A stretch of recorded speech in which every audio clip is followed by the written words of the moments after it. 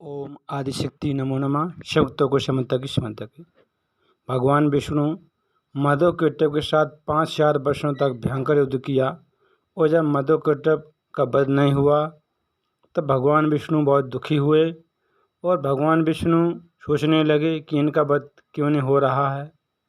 और फिर मन ही मन आकाश में स्थित महाशक्ति आदिशक्ति को प्रणाम किया और उनकी शरण में गए और माँ भुवनेश्वरी से प्रार्थना करने लगे।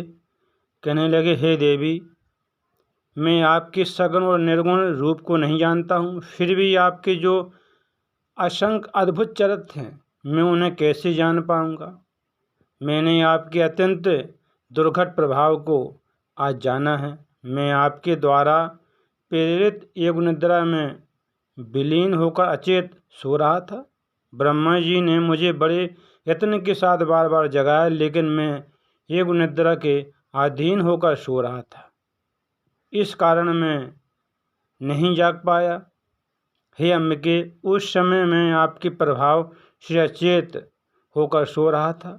जब आपने अपना वह प्रभाव हटा लिया तब मैं जाग गया और मैंने देखा कि ब्रह्मा जी को दैत्य युद्ध के लिए ललकार रहे थे और ब्रह्मा जी को मारने के लिए दौड़े आ रहे थे। मधुकैटभ ब्रह्मा जी को मारने के लिए चले आ रहे थे। मैंने उन दोनों दैत्यों के साथ अनेक प्रकार से युद्ध किया। उस युद्ध में मैं तो थक गया, लेकिन दोनों दैत्य नहीं थके मधुकैटभ, क्योंकि उन्हें आपका वरदान अद्भुत प्राप्त था। माता, मधुकैटभ को इच्छा मृत्यु का अद्भुत वरदान आपने ही दिया था। यह जानकर आज मैं शरणदानी आपकी शरण में आया हूँ। हे माता, अब मेरी सहायता आप ही कर सकती हैं, क्योंकि मैं युद्ध करते करते बहुत ही दुखी हूँ। मैंने मधुकैटभ के साथ 5000 वर्षों तक भयंकर युद्ध किया, लेकिन मैं उनका वध नहीं कर सका। हे माता, देवताओं की पीड़ा हरने वाली आपके वरदान से दोनों दानव मद में चूर हो गए हैं। मधुकैटभ, दोनों दैत्य, पापी दैत्य, मुझे मार डालना चाहते हैं, मेरा वध करना चाहते हैं। अब मैं क्या करूं और कहाँ जाऊं? जब भगवान विष्णु ने इस प्रकार माँ भुवनेश्वरी की स्तुति की और देवी माता रानी को बार बार नमस्कार प्रणाम किया, तब देवी जी मुस्कुराती हुई बोली, हे विष्णु। भगवान विष्णु से कहने लगी, हे देव, हे विष्णु, आप फिर से दोनों दैत्यों के साथ मधुकैटभ के साथ युद्ध कीजिए। उन दोनों दैत्यों को छलपूर्वक मोहित करके ही मारा जा सकता है।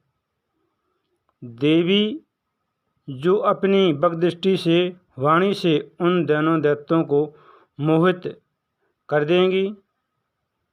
हे नारायण, जब मैं अपनी माया से मधुकैटभ को मोहित कर दूंगी, तब आप शीघ्र ही इन दोनों दैत्यों का वध कर देना। देवी के वचनों को सुनकर भगवान विष्णु युद्ध स्थल में आ गए और खड़े हो गए। विष्णु को आते देखकर दोनों दैत्य मधुकैटभ युद्ध की अभिलाषा से मधुकैटभ युद्ध स्थल में आ गए। भगवान विष्णु को आया हुआ देखकर दोनों दैत्य बड़े प्रसन्न हुए और कहने लगे, हे विष्णु, हार और जीत का प्रारंभ के अधीन है।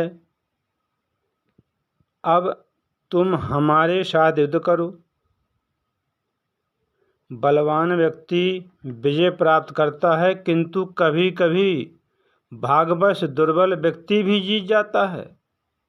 आप जैसे महापुरुषों को जय और पराजय में हर्ष या शोक कभी नहीं करना चाहिए। आप तो दानव शत्रु होकर पूर्व काल में बहुत से दैत्यों को अनेक बार हराया है, परंतु इस समय तो तुम हम दोनों मधुकैटभ के साथ युद्ध करते करते पराजित हो गए हो। दोनों दैत्य युद्ध करने को तैयार हो गए। भगवान विष्णु ने दोनों दैत्यों पर मुष्टि प्रहार किया और दोनों दैत्यों ने भी बल में क्षीण दोनों दैत्यों ने भी भगवान विष्णु पर मुष्टि प्रहार किया। इस प्रकार भगवान विष्णु और मधुकेटभ में परस्पर भयंकर युद्ध होने लगा। दोनों महाबलशाली दानवों को साथ युद्ध करते समय भगवान विष्णु ने दीनहीन दृष्टि से भगवती की ओर देखा, आदिशक्ति की ओर देखा।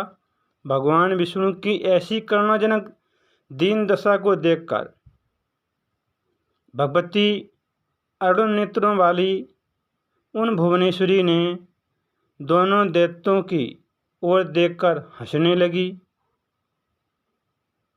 और देवी कामबाणों के समान मंद मंद मुस्कुराती हुई हंसने लगीं। आगे बहुत ही सुंदर अद्भुत रोमांचकारी कथा है। कथा को सुनते रहें। कथा देवी भागवत से है। मधुकेटभ का युद्ध भगवान विष्णु के साथ हो रहा है और भगवान विष्णु ने मधुकेटभ के साथ 5000 वर्षों तक भयंकर युद्ध किया, लेकिन मधुकेटभ का वध नहीं कर पाए, क्योंकि आदिशक्ति भुवनेश्वरी जगदम्बा भवानी ने मधुकेटभ को इच्छा मृत्यु का वरदान दिया था। तब भगवान विष्णु उन महाशक्ति भुवनेश्वरी की शरण में आए, उनकी स्तुति प्रार्थना, उनकी भक्ति की। तब माता ने दोनों दैत्यों को मोहित किया। आगे बहुत ही सुंदर अद्भुत रोमांचकारी कथा है। कथा को सुनते रहें। कथा देवी भागवत से है। फिर मिलेंगे अगली बार एक खास वीडियो के साथ। तब तक देखते रहिए चैनल को, कथा को सुनते रहें, काम करते रहें, मैया का नाम जपते रहें। शुभ को क्षमा तक।